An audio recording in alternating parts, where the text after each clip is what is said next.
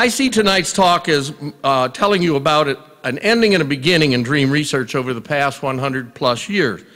And I'm starting with the bold assertion that there's no longer any need to study Freud and Jung and their followers in any detail because of their emphasis on dreaming as being so different from waking thought, as coming from unconscious processes that we barely have access to in waking life, if at all. And their emphasis on dreams as being so deep that they're beyond our comprehension. I still think we can honor them and we can thank them for two enduring contributions. First, they are the people that told us that dreams have psychological meaning as opposed to religious or prophetic meaning, which is what most people believed before they came along. We can also honor them for the general idea that at least some dreams may be symbolic, or in today's terms, that they are metaphoric, the product of figurative thinking, which is so pervasive in our waking life. Don't burn your bridges. I'm floating on air. Don't spill the beans. In fact, we can say Freud, Jung, and all other dream analysts are first and foremost metaphor interpreters, with Freud preferring slang and sexual metaphors and Jung spiritual and religious metaphors. But after saying we owe much to Freud and Jung, I want to further assert to you that not a single specific hypothesis that they put forth has been supported by systematic research over the past 50 plus years. Nor is there any evidence for the highly publicized idea that dreams are just reactions to periodic activations of our brainstem when the rest of the brain is saying, what's going on here? During a phase of sleep called rapid eye movement sleep. In this theory, dreams are just what the proponent of this theory calls cognitive trash. And I think that theory is just wrong too. So theories about dreams are wide open for new thinking based on the findings that I present tonight. But I'm not feeling triumphant, I'm not gloating. Instead, the failures of these previous theorists make me wonder where we have gone wrong. What are we overlooking? How soon are we to be bypassed? For now, though, I'm going to claim this awesome lawfulness to dreams, as seen in the first graphic. A lawfulness that includes regular and understandable changes in dream content from ages 6 or 7 to our late teens, consistency in what we dream about throughout the adult years, many cross-cultural similarities along with a few differences that make sense to us. Also, systematic gender patterns and a continuity with waking concerns, and concerns is our term to encompass what we think goes on in dreams, which is our wishes, our hopes, our fears, our worries, and our confusion. So on what basis do I make these claims?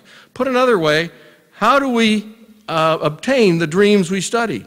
And are they good samples? Or as we say in the business, are they representative samples?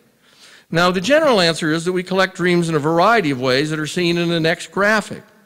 And the important point is that all these different ways lead to the same conclusion. So that's an important reason why we think that we know what dreams are like. First, for example, thousands of dreams have been collected in sleep laboratories since the 1950s.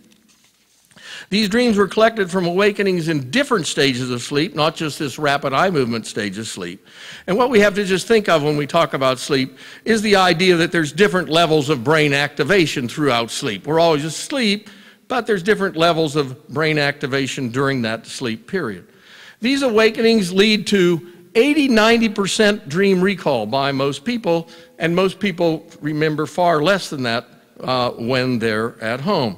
Most of these participants were young adults, but there also have been studies of children in the laboratory and teenagers and the elderly. And secondly, we have dreams that were collected from college students in classrooms, voluntarily and anonymously, either by asking them to write down their most recent dream, which takes about 20 minutes, or asking them to volunteer to keep a dream journal for a few weeks. And of course, the nice thing is that all those college student dreams can then be compared with the laboratory collected dreams. And they don't differ very much except on one factor, and that's aggressiveness, hostility, anger kinds of variables, which we'll see running like a red thread of difference throughout this talk. But it's the general similarities that's important. It's excellent evidence that we have pretty good samples. And third, we have dreams that were collected by anthropologists in small traditional societies in the years between about 1920 and 1960. but some from the 1970s as well. And fourth, we obtain dreams from dream journals, that is, from individuals who write down their dreams for their own personal reasons, as a source of images for painting, or for fun, for curiosity, or to see if they dream like Freudians say they would, or Jungians. At the outset, it's important to say these dream journalists are doing this for themselves only, which is what makes their journals so valuable. Only later do researchers obtain these journals. We call them unobtrusive measures. They are not created in reaction to our requests. They are not influenced by any biases that we may have. And they are very convincing if all these dream journals collected for written for various reasons point in the same direction, give us the same finding. It's a powerful kind of data, a kind of data that wouldn't be expected to be useful by people in a more experimental field. So how do we study these dreams once we've collected them? Well, we don't interpret them, we dissect them. We chop them up. We put them in little pieces in little boxes, and then we count the stuff we've put in the boxes. This approach is called content analysis. It's a systematic way to extract information from anything that's written down, a newspaper, a story, a biography, or, yes, a dream. And it's a method that's widely used in psychology, sociology, and political science. There's 4 steps to content analysis. They're all easy to understand, but they're difficult to do, and they take time. They're tedious. First, we have to create our boxes. That is, we have to carefully define our categories so we know exactly what we should put in which boxes. This is far more difficult, as I already said, than it might seem, because we might not all agree, for example, on what we are going to define as an aggression or a friendly act, or whether the particular emotion is an aggression, as an anger, or as a fear, or what. For dreams, it turns out the categories are much like the ones we would use if we were studying a play in waking life. There's a setting, such as indoors or outdoors. The setting may be familiar or unfamiliar. And there's a set of characters, men and women, adults and children, friends and relatives, or strangers, or animals. And there are social interactions, like friendly or aggressive interactions. And there's things that happen to us out of the blue, like a tree falls on us. We call those misfortunes, and they happen in 1 in every 3 dreams. Not a tree falling on you, but you can't find your keys, you can't get the door open, you can't remember where you left your wallet. And there are objects in dreams, which are like the props in a play, like a car, or a TV, or a baseball bat, or a piano. Now, I'm not going to try to tell you all of our categories here tonight, but they cover everything that appears in dreams. You'll see some of this when I present our findings. Now, once we have categories, we count up the number of times various elements appear. How many outdoor settings? How many men? How many women? How many friendly pats on the back? How many physical attacks? And then we have to make various statistical corrections that I will explain in a minute. And why are they needed? They're needed to make comparisons when we have different sample sizes. We have 80 dreams here and 200 dreams there, or when we have long dreams and short dreams. We have to correct for that. And we do so, as I'll explain in a minute. After we've made those adjustments, we compare our findings with results from other studies. And usually, and most importantly, we compare our results with our findings with our norms, as we call them, our typical dreams, which are 500 dreams from 100 college males and 500 dreams from 100 female college students. Okay, now we move to examples of how we turn our raw frequencies into useful numerical indicators. Now we'll talk about content indicators by using percentages and ratios. And I'll use the word ratio and rate and index kind of interchangeably, and you'll come to see pretty quickly what they mean. It's real basic. Let's start with a simple one that also yields a very useful and unsurprising finding. It's called animal percent. We count up all the animals in your dreams, or the set of dreams we're studying, and then we divide that by the total number of characters in the dreams. So if we have 50 or 500 dreams or 2 in our samples, if we have long dreams compared to short dreams, we have a very reliable common comparison called the animal percent. And here we come to our first lawful finding. Animal percent always declines from age 5 or 6 to age 13 when it hits the adult level, which happens to be 4% for men and 6% for women. That's an example of a more general finding, and that is dream content changes from childhood to adulthood. And there's no surprise there, but the important thing is it makes sense. It gives us confidence in our method. Now, there's another finding with animal percent. It's higher in hunting and gathering societies than in settled agricultural societies or industrialized societies like ours. Again, no surprise, but it shows dreams are relating in a pretty systematic way to the waking world. Now let's look at another indicator we call male-female percent. And sometimes in my haste, I may switch to calling it the MF percent, but it means male-female percent. It's determined by dividing the total number of human males in a dream series or dream set by the total number of males plus females. And it yields a surprise this time, something no one anticipated, and we don't necessarily know what it means, and that is that the male-female percent is roughly 67-33 for men and 48-52 for women. That means that men dream more often of other men, but women dream equally of men and women. And that difference turns out to hold for for early age and in most societies we've studied around the world. So it's very lawful. But as we will see, there are some individual differences, and those differences might suggest something else about dreams and the way in which they can be revealing about us. Now next we look at a very simple measure on the screen. What percentage of dream reports have at least one of something? Like in this case, aggression. At least one aggression, at least one misfortune, at least one friendly interaction, and so on. Now by aggression, I'm meaning everything from an angry thought, I don't like Joe that's standing over there, on up to insulting them, or excluding them, or chasing them, or stealing something from them, on up to murder, and the murder rate in dreams is higher than in any American city. And I use aggression as an example here because it is so frequent in dreams. 44% of women's dreams and 47% of men's dreams in our norms have at least one aggression, although you'll see in a minute that the pattern of those aggressions differs just a little bit. Now, as a final example of our indicators, there's the FC index, or FC ratio. That is the friendliness to characters ratio. What is the rate of friendliness per character in the dream? And that's a very useful rate for us, a way to correct for the differing number of characters that appear in different people's dreams. And the FC ratio, incidentally, is about the same in both men and women's dreams, about 0.22. And here I want to make another generalization, another assertion of a lawfulness.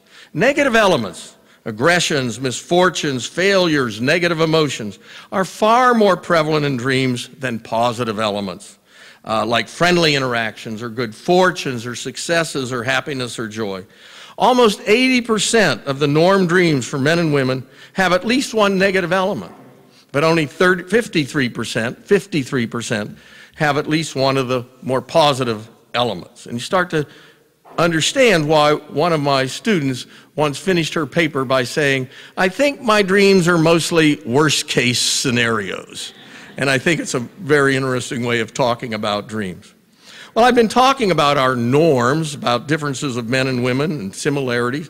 So let's first look at something very lawful about dreams, how men and women compare on some of our indicators. With the women's scores indicated by the red bars that you now see. We see that women have less men in their dreams. You see that because it's below or to the left of that line. And that's just the familiar male-female percent I just talked about a minute ago. But we also see that women have more people they know, which we call familiar characters in their dreams, whereas in men's dreams there are more strangers, unknown characters, particularly unknown males. And then we see on this graph that men and women don't differ much on at least one friendliness or on at least one aggression or on whether they befriend as opposed to being befriended, whether they aggress as opposed to being aggressed upon. But at the very bottom, we see how they differ on aggression, the two most important ways they differ. Women have less physical aggression in their dream as indexed for us by what we call the physical aggression percent. That is, we take all the physical aggressions where you've been hit or chased or murdered or robbed or somebody beat up your car, and we divide that by all the aggressions in the dreams. That's nasty remarks and angry thoughts and insults and so on. And women have far less physical aggression, a lower physical aggression percent, but women are far more likely to, in their dreams, say that the character says, "Can I go with you to the store?" And they say, "No, we don't want you," or "We don't want you in our group anymore." Much more rejecting, shunning, and excluding in women's dreams. Hey, well, all that's by way of warm-up. Now I want to turn to another type of lawfulness that was surprising to us. We are very consistent in what we dream about over months, years, and decades once we reach young adulthood. Something that you say, "Wait a second, I don't think so in my own dreams." But remember, you don't remember very many of your dreams, most of you, and you remember just fragments, and you tend to accentuate the unusual. And the culture tells you dreams are all crazy and inconsistent and jumbled and all over the place. But when we study your dreams systematically, we find they are indeed very consistent. There are occasional changes, but those changes seem to reflect changes in our waking life, which is something I'll get to after I talk about consistency. So let's take a fast look at some of our findings. I'll be talking about these kinds of three kinds of consistency as now seen on the graphic. First, I'm going to talk about what we call absolute constancy. That means there's little or no change over time. There can be little fluctuations, but when I say dreams are consistent, I don't mean you dream 67-33 on male-female percent every week and month, but over time you'll be around your own particular norm. There will be fluctuation. Secondly, I'm going to talk about relative consistency, where two of our indicators have a relationship that remains the same. And I'll give examples of that. So the two may change down or up, but they always remain in the same relationship to each other. And finally, we talk about developmental regularity, where there's a consistent increase or decrease on some indicator over time. So let's start with Jason, our most detailed study of consistency. This study involves 600 of his dreams developed, into 6 sets, divided into 6 sets. He wrote them down between ages 37 and 53. But I also want to just mention in passing, in a later study, he showed no changes when he was at the age of 70. And it's very hard to tell the dreams of people over 65 or 70 from the dreams of middle-aged adults if you're just reading the dreams.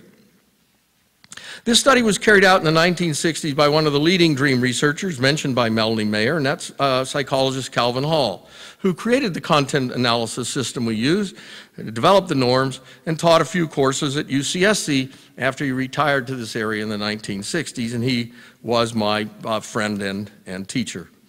Now first we look at absolute constancy with Jason's male-female percent, his aggressions per character percent, or index, and his animal percent. And we see that his male-female percentage stays in a fairly narrow range between 60 and 66. That is, aggressions to character ratio showed some increase in the third and fourth sets of 100 and then was fairly even again. And by the way, he was much lower than our norms, generally speaking. And finally, we see his animal percent is right on the norms after it rises in the second set and then stays constant.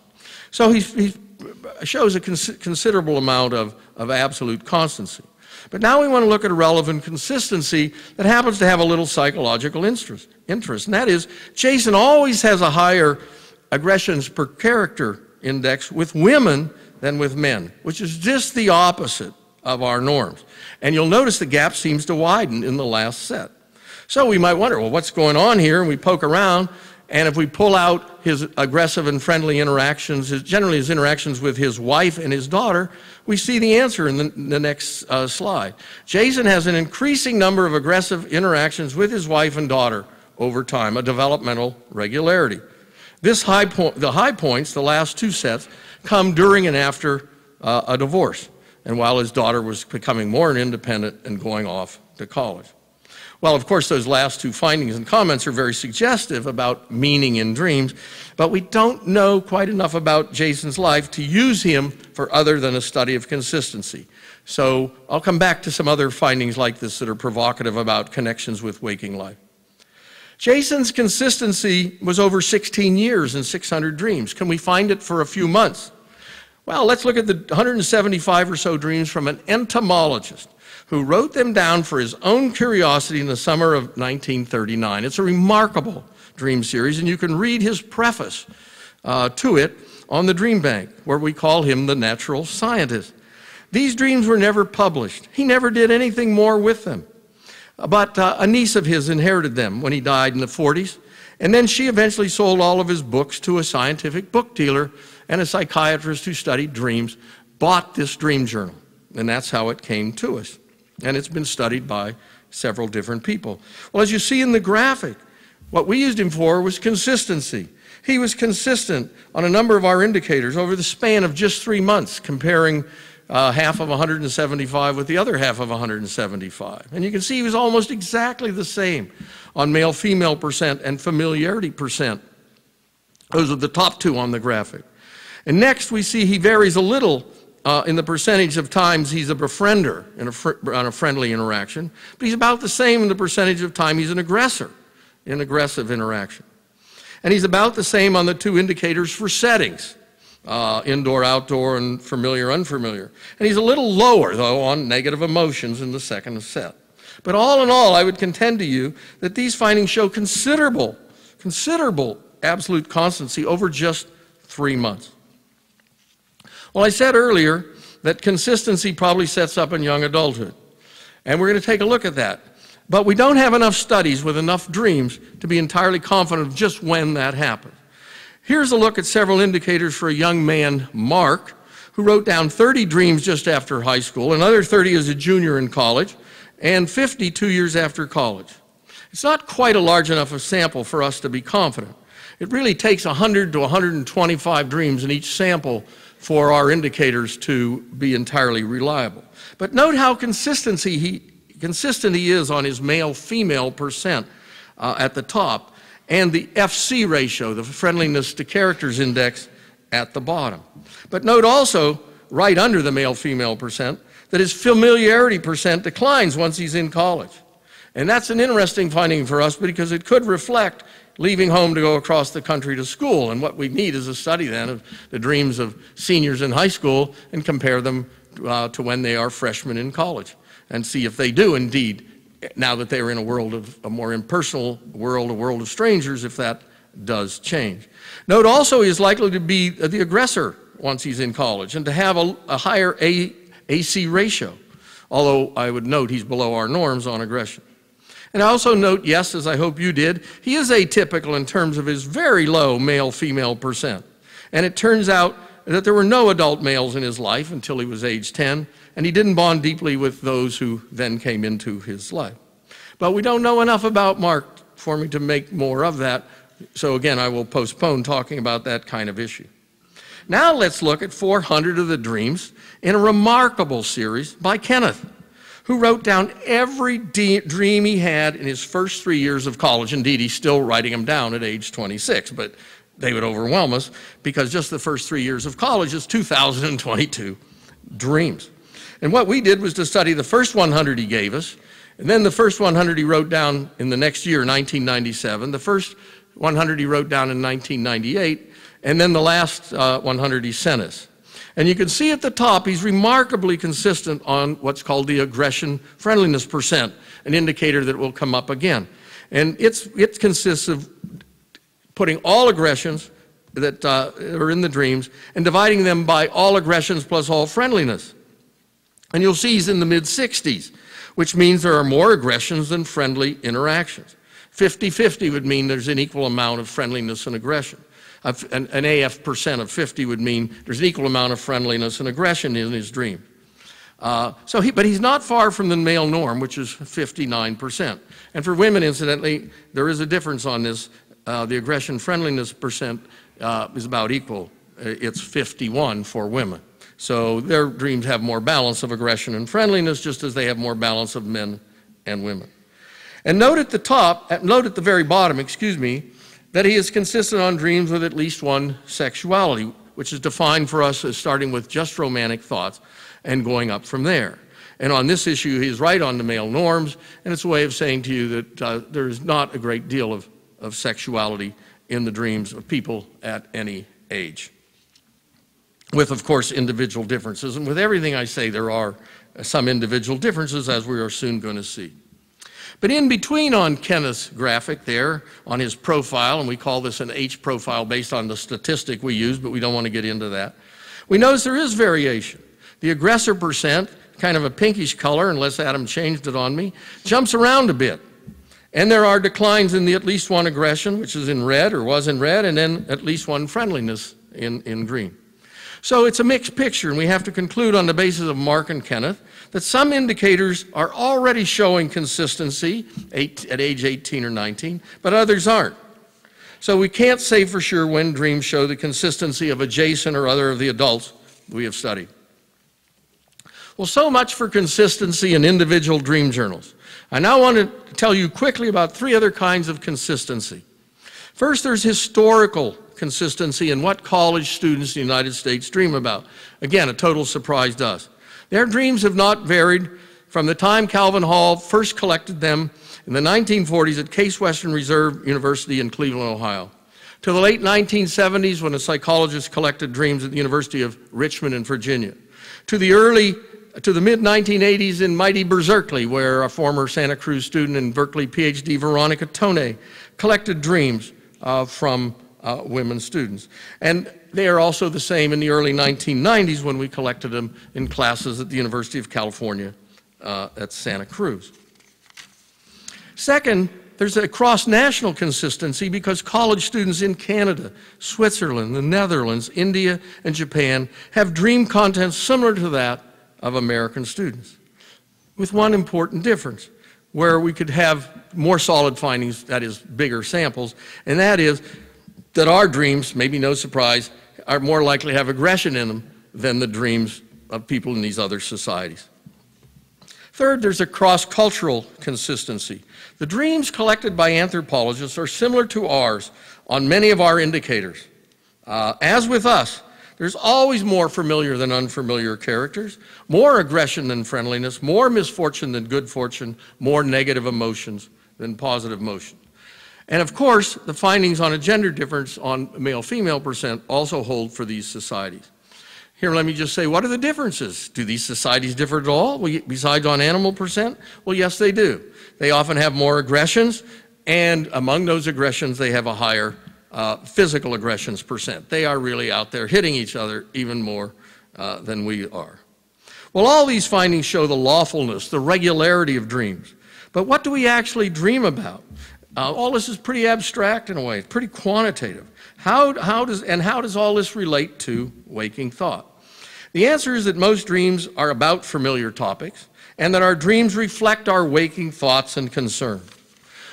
We call this the continuity hypothesis, and I stress that this continuity is with our thought, with our concerns, with our interests, with our worries, not necessarily with what we do. So kids in school are not dreaming about doing their schoolwork. They're dreaming about the playground and their fun and their worries. In the same way, if you're doing something all day that is not really interesting to you, you're not dreaming about that. You're dreaming about things that interest you. Unless, of course, you're worried about your job, as my students who said dreams are a worst-case scenario, and she will sometimes have dreams as a server that she's dropping plates or that customers are yelling at her, which she also found other servers sometimes experience. In other words, they weren't dreaming about the way work was, which was everything went fine. Lo and behold, occasionally, there they are, something's going wrong at work. So our findings on continuity, though, lead us to 2 simple rules for understanding the dreaming mind and connecting it with the waking world. First, frequency. The frequency of appearance of an element reveals the intensity of our concern. The more we dream about certain people or certain activities, the more we are concerned in waking life with that person or that activity. Second, the nature of our interactions and our dreams with these people reveal how we conceive of them, how we think about them, how we regard them in waking life, as friend or foe, as helper, as someone who picks on us, as someone we like to push around, and so on. Now, we're confident of these generalizations because we can make very accurate inferences about people based on what we call a blind analysis, which means an analysis in which we study the dreams without knowing one thing about the dreamer, not one thing except what appears in those dream texts. And in a certain sense, we're then making a kind of prediction about outcomes, about future outcomes. And this is, in fact, the closest we can come to experiments in studying dream content. And here as an aside, I might say, yes, there have been a few experimental studies, especially in the 50s and the 60s, concerning dream content, but they didn't lead to impressive results. They mostly show you can't instigate dreams and you can't influence dream content very much. Dream content does its own thing in an amazing kind of way. But at the same time, the experimental method showed its power because it showed, in this case, its own kinds of limits. Okay, let's see a blind analysis, what we mean by all that, in continuity with waking life. In our best case, our most detailed case, a study of Barb Sanders, a middle-aged woman who gave us 3,115 dreams from a journal she kept over 20-plus years. She later gave us another 1,000 and some dreams, but we haven't studied those very much. I also interviewed her and her best women friends after we studied her dreams. I included her friends when I did these interviews because they serve as judge and jury if the dreamer says our inferences are wrong. That is, if they agree with her, then we're wrong. But if they agree with us, then maybe she has a blind spot or just doesn't want to admit certain things to us. It's a very powerful way out of a bind that past dream researchers found themselves in when dealing only with the dreamer. And you say, well, you like this, and they say, no, I don't. Well, how do you decide whether you were wrong or they are deciding not to tell you what they think about this case? Now, Lord knows, I hope we can all admit that we have our blind spots. And I think we all can admit that we have an inability to speak of some things that we know are truly so about ourselves. Not a lot of things, but just enough that it can often mess us up. And incidentally, here where we've had our toughest troubles in previous studies is precisely when we study the dreams of men and women and we find these tense relationships with their spouse. And then we say, well, you have a lot of ambivalence towards your spouse. And they say, no, I love him dearly or I love her dearly.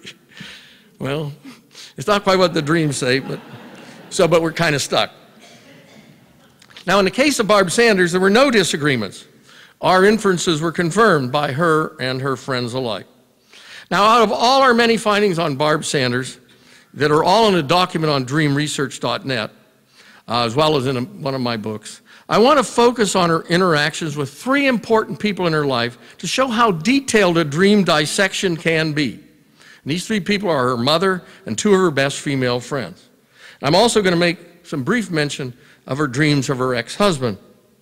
But this analysis that I'm making works just as well on her three siblings or her three daughters.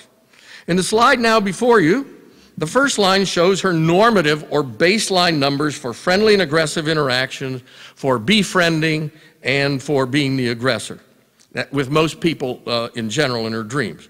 That is, we studied a random sample of 250 of her dreams as our starting point, and that gives us our baseline. Then in the next line, the numbers for her interactions with her mother, and of course I'm going to come back and walk through those with you. Then the next line is her best friend of many decades, who is about the same age, and then a younger friend who was also more recent in her life. The point is to see how different the patterns are. And the punchline for what I'm going to say and about all these numbers is that these numbers capture the nature of her relationships with each of the three. Now, her mother's the most frequent character in her dreams, and she is indeed the dreamer's major concern in life. And the relationship is highly ambivalent. The dreamer was never satisfied with her relationship with her mother. And look at the AC ratio, 0.70, which is more than double the baseline of 0.33. Now, with friendliness, it's a little low, but not really much below the baseline. I don't want to make too much of it. And notice, though, that Barb Sanders and her mother are equally likely to initiate friendly and aggressive interaction. When they fight, sometimes one picks on the other. It's not uneven in their relationship. But now look at Ginny, her best friend. The AC index is only 0.26, and the FC index, the friendliness per character index, is a whopping 0.89. Never saw anything like it before.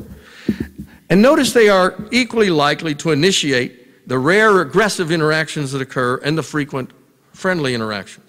Now, I have seen them interact. They are respectful and caring of each other. They admire each other's positive qualities. They don't pick on each other. they support each other. Now look at the interactions with Lucy, who's probably 15, 20 years younger and partially blind. She was a more recent entry into Barb Sanders' life. They came to know each other through being involved in plays. Lucy is a pixie. Lucy is an imp. Lucy is cute. She's a charmer. And she's just that little bit of troublemaker and a little bit of a dawdler and a little bit of a tease that characterized for me the word imp. Barb Sanders called her a little sister in our interview, and Lucy told me she admires and likes Barb Sanders as if she were a big sister. And indeed, in waking life, as Lucy told me, she would often frustrate Barb Sanders because she wouldn't show up on time for rehearsal. She wouldn't move around the stage the way Barb Sanders told her to, and she would get scolded by Barb Sanders. She didn't always do what she was told. So in this case, then, the AC index is a little higher at 0.39, but the FC index is still very high at 0.63. But why I really use Lucy out of many possibilities is look at the fact that it's Barb Sanders that initiates both the friendly and the aggressive interactions. That's the nature of their relationship. It's not equal. It's Barb Sanders initiate. Don't do that, Lucy, or Lucy, you look good today. Lucy, I really appreciated your remarks. That is their relationship. Okay, now I want to just focus briefly on her ex-husband dreams. Barb Sanders had about 140 dreams of her ex-husband. They run to a type.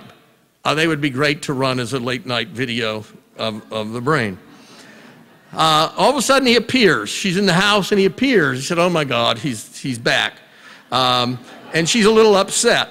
And he's kind of says, I'd like to come back. I'd like to be back. I'd like it to try it again. And she's not so sure. And he promises to communicate better and to be more supportive. But she's very wary. And then he talks some more, and then he touches her. And she draws back. She's appalled, in fact. And then they start to argue, and she says, get out of here, and so on and so forth. That's what goes on in these dreams. So the AF percent is elevated over her baseline. Her baseline is 49. It's elevated at 57, 59, and 61. But all of a sudden, what's striking is that in the last quarter of the dreams, it drops to 34. Now they are far more friendly. And both she and her friends reported to me that her attitude toward him had softened in recent years. And she said to me she could now think of him without becoming angry. That's 15 or 20 years later. There's resolution in dreams, but it doesn't happen fast. Well, as I said, there's much more I could say on Barb Sanders and many other dreamers when it comes to continuity. But time is flying by, even though most of us are not dreaming, at least not yet. But I think I have shown at the least that accurate psychological information can be extracted from dreams through content analysis. And that suggests dreams are lawful and that they have meaning. Meaning in the sense of regularity and meaning in the sense of correlations with psychological and sociological variables. But what about the bizarre and the unusual in dreams? Couldn't there be some nonsense too? Couldn't there be some randomness? Couldn't there be some glitches? Some noise in the system, as some people say? Well, yes, there probably is. And I'm going to come to that and admit that in a few minutes. But there's maybe not as much as is generally thought. And in the next few minutes, I want to narrow down the degree of difference between dreaming and waking thought in terms of their bizarreness. Not by suggesting necessarily that dreams are so rational, but also by suggesting that maybe waking thought is a little more bizarre than we like to think. First, there are good findings with dreams collected in the laboratory saying that most dreams are not as incredible and as bizarre as we like to think, as you now see in an upcoming graphic. That is, they are plausible and reality-like. And this graphic shows that in a study of many hundreds of lab dreams, 65% were judged by the dream researchers, as they read through them, to have high credibility, and 25% had medium credibility. Only 2% had no credibility. Conversely, when they were rated for bizarreness, which meant in this case events that could not happen or made no sense, half had no bizarreness, 40% had medium bizarreness. Only 2% were high on bizarreness. Generally speaking, these researchers concluded that 90% of dreams are reasonable, credible simulations of waking life. Now, these findings fit with our own studies of unusual content because we find the content we emphasize when we talk about dreams is very rare. And I'll give just one example, and that's flying under our own power, where we're flapping our arms or we're soaring like Superman. People say, yeah, it's happened to me, and it has happened to maybe 50% of people. But it's less than 1/2 of 1% of all our dream life. So it's a very small percentage. So there's evidence then that dreams are not as bizarre as we like to think. But second, we have to consider a possibility here that waking thought may be pretty bizarre too. There are studies of what people are thinking, and they're done through the use of random contacts via a pager. And they show what most of you know, that our minds wander, that memories or thoughts pop out of the blue, out of nowhere, and that we daydream. Well, I have a favorite study on this, and it goes back a long way. It was a professor, a psychology professor, who told the class, he said, I'm going to take from the podium periodically in a quarter, I'm going to shoot off this starter gun. And when I do, I want you to honestly write down what you were thinking. You don't put a name on it or anything. He did that 6 or 7 times during the quarter, and the main finding was that only 25% were thinking about the lecture when the gun went off. Only 25%. So I know that you aren't paying attention. I know you're thinking about other things. The rest were thinking about a million different things. And so here you are. When will this end? What am I going to do tomorrow? Gee, I haven't seen Frank in years. I mean, our minds are constantly on all of these other topics all at once. And so are we any less bizarre in waking life than we are in dreaming life? And I want to here make a very important point, and that is no one to date has done the next necessary study. And that is, we have to collect waking thought samples and dreams from the same people. No one has compared waking and dreaming thought with the same people as yet. And if we did that, since there's a lot of variation in how bizarre your waking thought is, that from one of you to another, it may be the people with the most bizarre dreams are also the ones with the most unusual waking thought patterns. Well, there's a third point, and this is tricky. Our thinking in dreams is often very sensible, even when what we see or what we're doing is unusual. And we think it's crazy. We know the room, we walk in the room and say, it doesn't look like my room. What's going on? I'm puzzled. We know that Uncle Joe is dressed very oddly in this dream. Wow, what's going on? Or that it's not possible that we could be flying. We're flying. Flying, what? This sensible thinking is often indexed by a feeling of confusion or surprise. And now I want you to consider the dream of a college student, the dream about candles that now appears on the screen.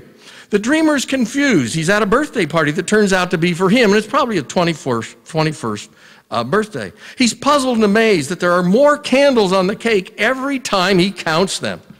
He says it makes no sense, and it worries him. So, pretty sensible thinking to understand there's something crazy going on.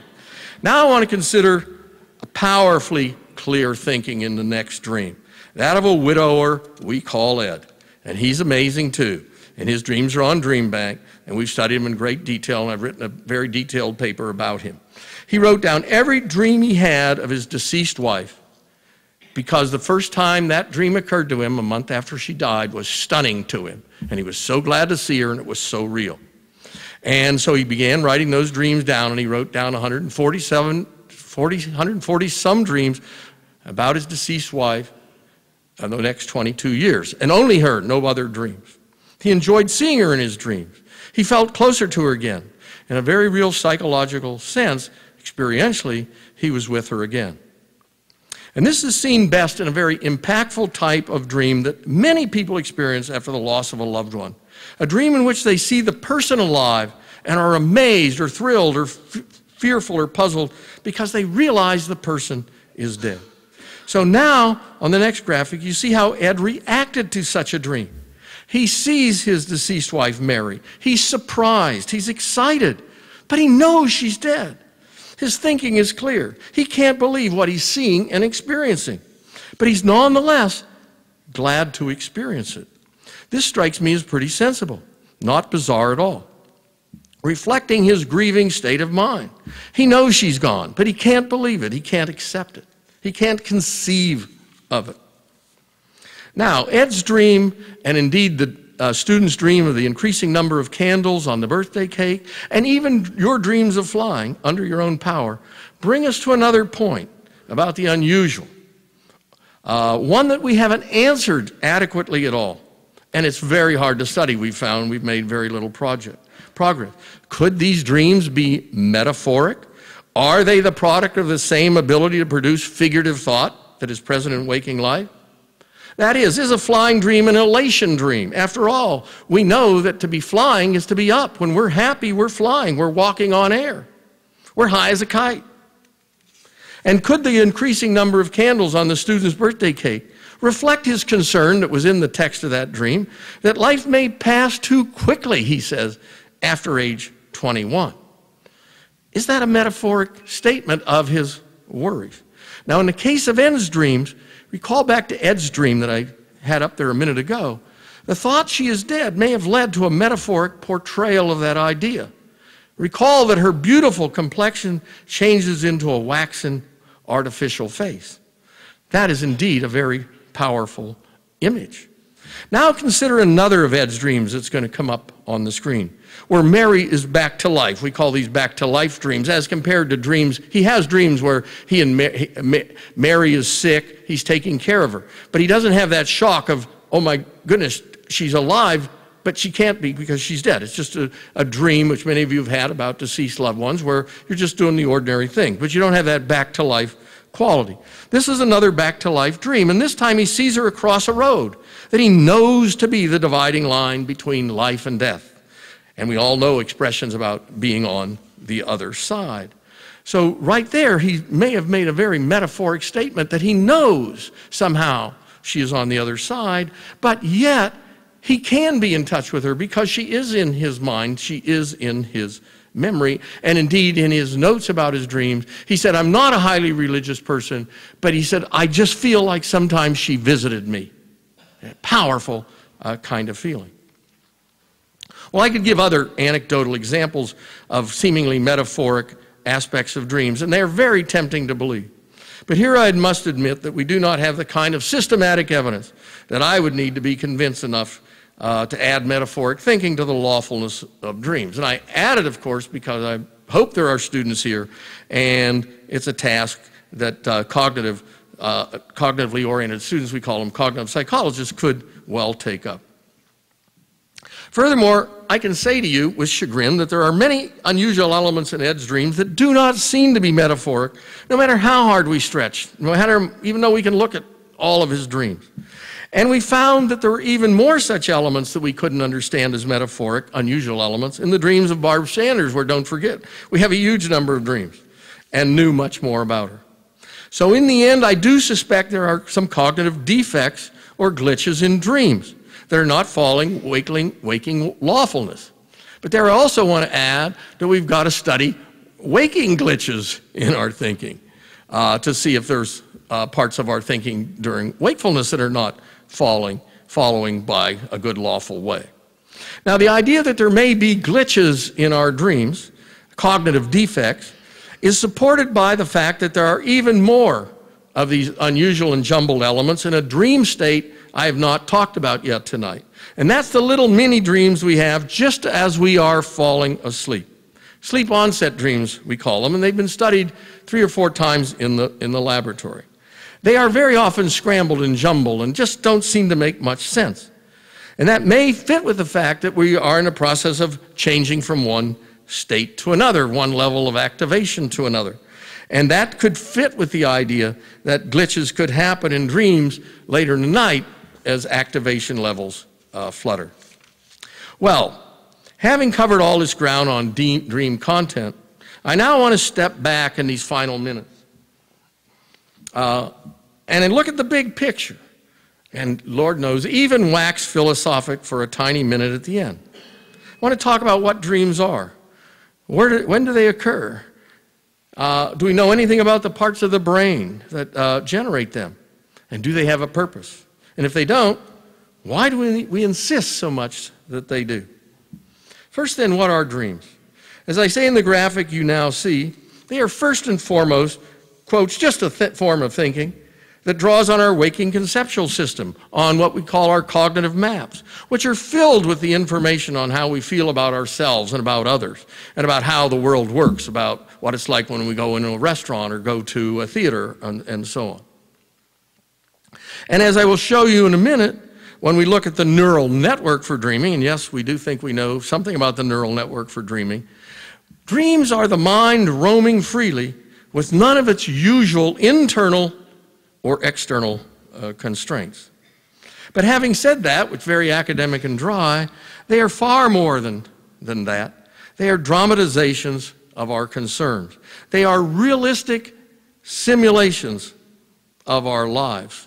If they don't have specific metaphoric aspects, they are in a way one big metaphor, one big parable about our lives. They really are like plays. They really are like soap operas. They're even like horror films sometimes. They are what the late Calvin Hall, way back in 1953, called the embodiment, the very embodiment of our thoughts, which I mention here because recent studies, including brain imaging studies, show that our thoughts are not simply abstract schemas like bloodless computer files. Instead, our thinking, when we think of something, it kicks in responses in other parts of the brain, like movement responses and emotional responses. It's like that little abstract thought has all these little tendrils out to these other parts of the brain. And so we do more than think. We in a certain way experience our thoughts as well. And dreams is where we most powerfully, I believe, experience our thoughts. Well, when I say that dreams are the mind roaming freely without its usual constraints, I am then saying that dreams are the default mode of the brain under 4 conditions that now appear on a graphic. First, there has to be what we call a mature and intact neural network for dreaming, which I'm going to show you in just a minute. That is, it has to be, those parts of the brain that are necessary for dreaming have to be mature. You have to be 9 or 10 or 11, and you can't have had certain kinds of brain injuries, which again, we're going to get to. Second, we say the brain has to be at a high enough level of activation. And that level is certainly found at sleep onset, and when we go into this stage of sleep called rapid eye movement sleep, but also in the hour or two before we wake up, when we are not necessarily in rapid eye movement sleep.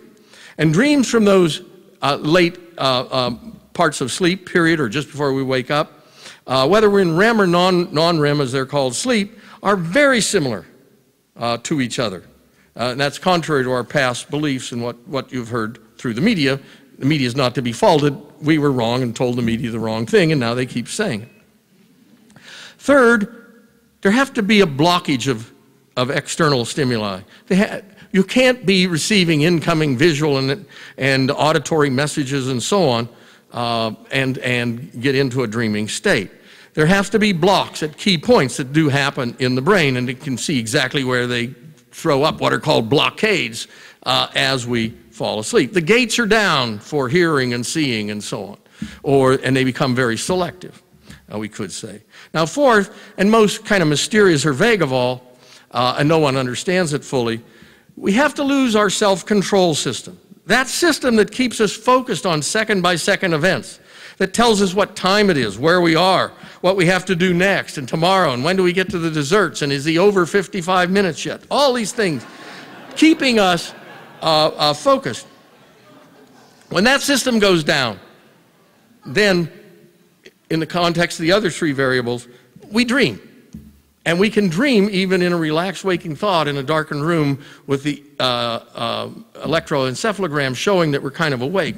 But we say, what are you doing? And and they tell a small dream.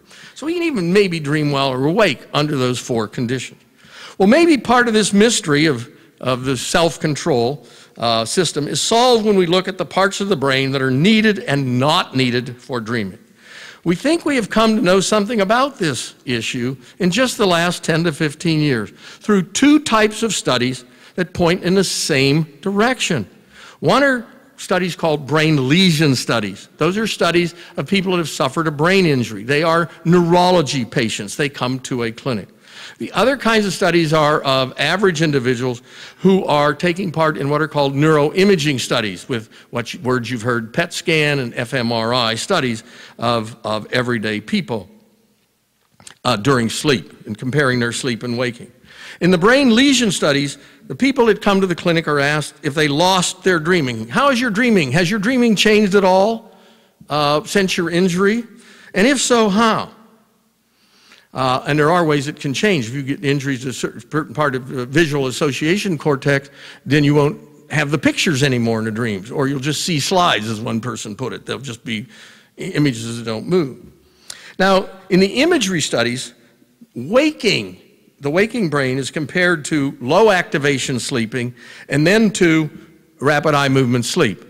And during rapid eye movement sleep, when most of the time we probably are dreaming, there is a reactivation, a differential reactivation though. That is, not all parts of the brain that are awake, that are active during waking, are reactivated during REM sleep, only some of them. And so what you're going to see is a pattern that mixes the findings with lesion studies and the findings with these reactivation kinds of studies. And so you now see the results. We don't need the red areas to dream. These are the areas concerned with balancing and seeing and moving and feeling, which are all, very much essential in waking life. That's roughly the red areas A, B, and C. And don't hold me to exactly, if you're a neurophysiologist, don't hold me exactly to an ideal diagram here. We're trying to make it more general. But we also don't need, and this is important, we also don't need D, which is called the prefrontal cortex, which is where all those executive functions, as they're called, are supposedly being carried out about what time it is, where should we be next, should I do this, should I do that, what's sensible, what's polite, all that. So that's down. It's lower, it's less active during dreaming. As for the areas we do need, the green areas, they involve the areas that store our sense of self, that's who we are, and our memories, and our ability to make associations. And those are roughly the areas 4, 5, and 6 in the green there, and part of the area called 2. But it also includes the areas called the emotional brain, which are 3 and 2 on that diagram, and just above 3 and 2. Finally, dreaming also involves an area of the brain that happens to activate us whether we're in waking or in sleeping. In other words, if our brainstem, area 1, is not sending signals up, then we're not going to be conscious. And in the neurological difficulties or details of this, there are slightly different activation pathways for waking and for rapid eye movement sleep, but the waking pathway is likely contributing to brain activation during REM sleep, and more especially just before we wake up in non-REM sleep. And that's why I emphasize to you the issue is activation and not, as you may have heard, whether we're in this rapid eye movement sleep or not. It's whether the brain is activated. It can be activated in different ways, at least 2 different ways, via the brainstem. Well, when you see how that impressive a detail, surely then dreams must have a purpose, an adaptive function. Evolution must have conserved them. It's just about everyone thinks that, but no one knows for sure. There are a million different explanations, or shall I say different purposes have been proposed for dreams. But no one agrees. And I should say here that the same holds for sleep itself. Despite the fact there have been decades of intense studies by thousands, if not tens of thousands more sleep researchers than there are dream researchers, we do not know the adaptive function of sleep. Well, if we look at some of the purposes that have been put forward by various researchers, which is on the next graphic, we can see that Freud said dreams have an adaptive function. It's a powerful theory. Dreams preserve sleep. And they do so through his hallucinatory satisfaction, he called it, of our urges that might waken us. We have to go to the bathroom, we're hungry, we're thirsty. Instead, we have a dream that we're going to the bathroom, or that we're eating, or that we're drinking. And that preserves sleep. Jung said, had a more psychological theory, that we dream about those parts of the personality that aren't developed during our waking being. He called it a compensatory theory of dreams. They tell you what you need to work on. If you're real active and external, you'll have dreams of being intellectual, and that tells you you should develop that side of your personality. Of course, I'm desperately simplifying, but the idea is dreams are compensatory, and they do have that function. Modern day psychologists are not so, clinical psychologists, not so sure of either of those explanations for reasons I'll say, and so they fall back to just the general idea. Dreams are about problem solving. After all, Barb Sanders has always dreamed about her problems with her mother. Ed is dreaming about his, loss of his wife. So maybe dreams are solving problems. And finally, there are some physiologists, very visible today, who claim that dreaming is involved in memory consolidation and that sleep is very important for consolidating the new things we have learned during the day. But there are also a set of psychologists called cognitive psychologists who have studied dreams in the sleep laboratory over decades. And they are the people that say that dreams don't have an adaptive function. And slowly, over the last 10 years, I've come to agree with them, reluctantly, but now fully, but tentatively I could be convinced otherwise. For them, for me, dreams are the accidental byproduct of our ability to think complex thoughts and also our ability to create mental imagery in our waking life. And here I would just say that little children under 4 and 5, are probably not creating that mental imagery. Well, why have I adopted such a heretical view until I see strong evidence to the contrary? And the answer is that in a lot of the information I've presented to you, and a little bit that I'm going to add. First of all, children younger than 6 rarely dream. The dreams they have are short and simple, but they still sleep soundly, and that's tough for Freud. And I know that opens a lot of can of worms for a lot of you, and it's a whole separate long lecture of what's actually going on for these little children you think are dreaming. Secondly, these adults who suffer these brain injuries that I talk about and lose dreaming, they lose dreaming, at least for several months, they still sleep quite well. Studies have been done of them in the sleep lab. And there are a few normal adults who've been studied in sleep labs where you ask them, have you ever dreamed? And some of them say no, and you call them back another time and you awaken them several nights, and they don't report a dream. There may be, quotes, normal people, that is, I think they are normal, but they don't dream or rarely dream. And that's all very difficult for Freud. And of course, all of our findings are very difficult for Jung because we see that dreams are not compensatory, but they are continuous with our waking life. You're not dreaming about the undeveloped parts of your personality. You're dreaming about what worries you and pleases you during waking life. But I also add another point to you. Very few dreams are recalled, and they are very rarely, if ever, contain the solution to a problem. So how could dreams have any function for our waking consciousness? Let me say a little more about that problem-solving kind of business because you have heard about it. When you actually look at the dreams, the idea there's any kind of solution to any kind of problem, a dream is rare or non-existent. What happens is that a few people come to the idea that they have a new angle on things after they wake up and think about the dream, when they project meaning onto the dream. So looking at this dramatization makes me think, oh, gee, maybe I ought to treat so-and-so differently, or maybe I ought to try it this way. Furthermore, the famous cases you've heard about where somebody solved a problem in a dream, these people were actually in drug states or in reverie states, or they make the claim decades later, and there's no way to check up on them.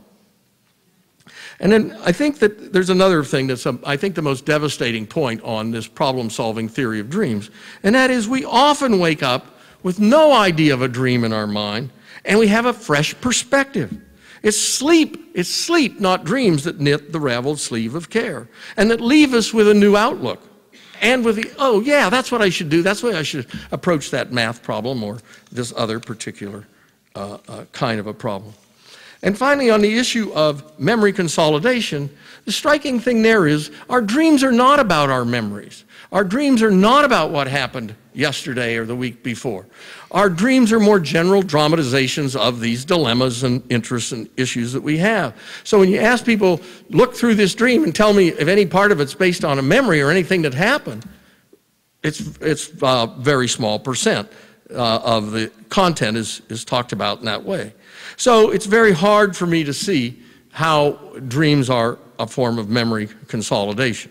And I might say here that there are many dream researchers, not just me, who have doubts about these studies of memory consolidation, but that's a separate story. So what we faced here is an unusual outcome.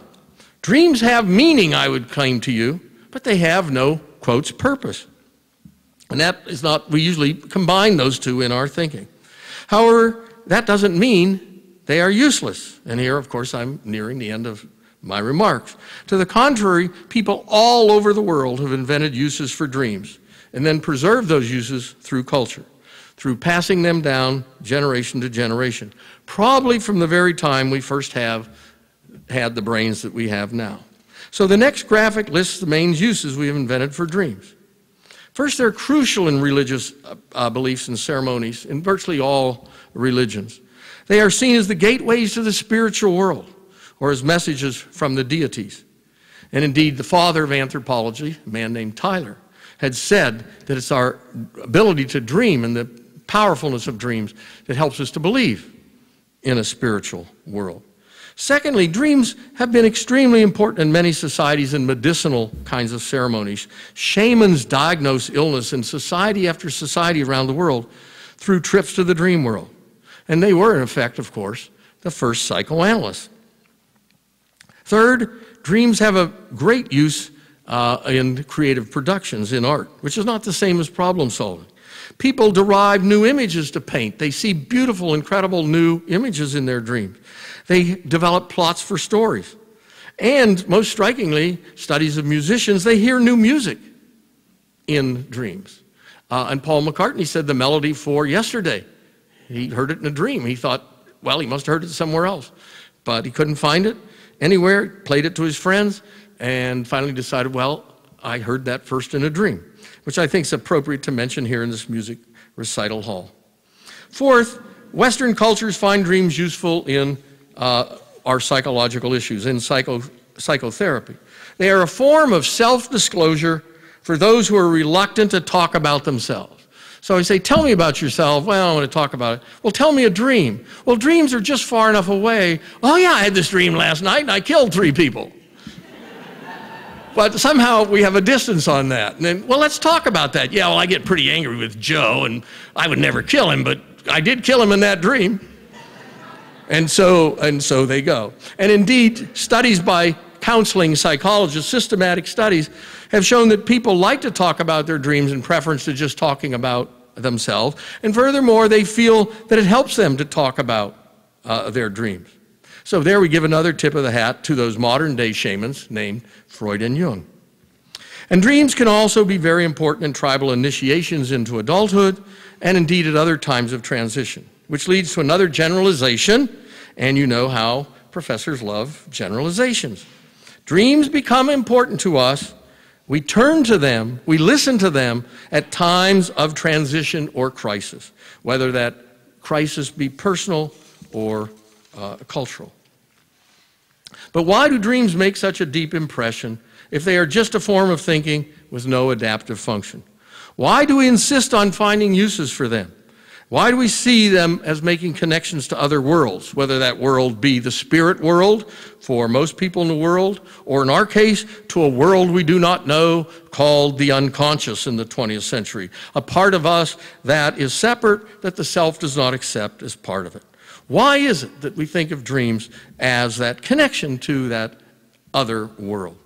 Well, I think that even the concept of embodiment does not quite capture the depth of it, nor does the idea of dramatization. I think we have to draw on a 19th century, early 20th century psychologist named Havelock Ellis, who said that dreams are real while they last.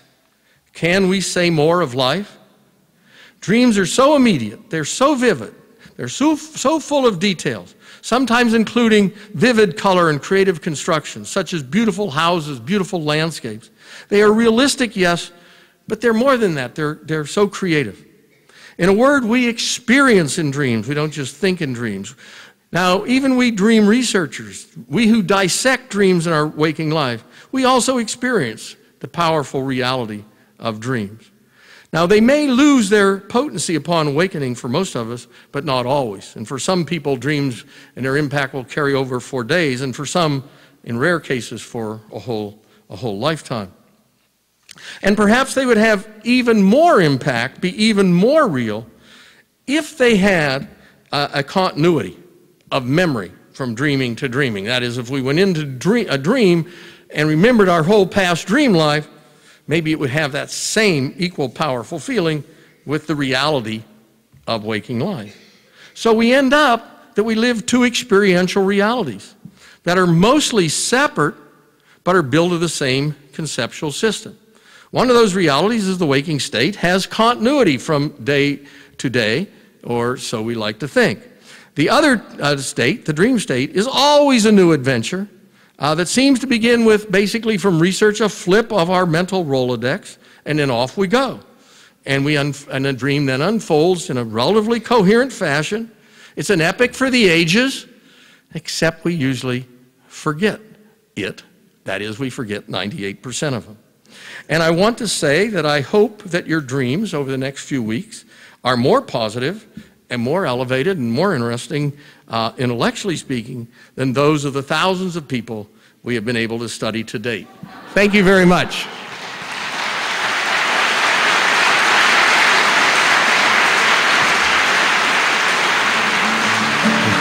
Thank you.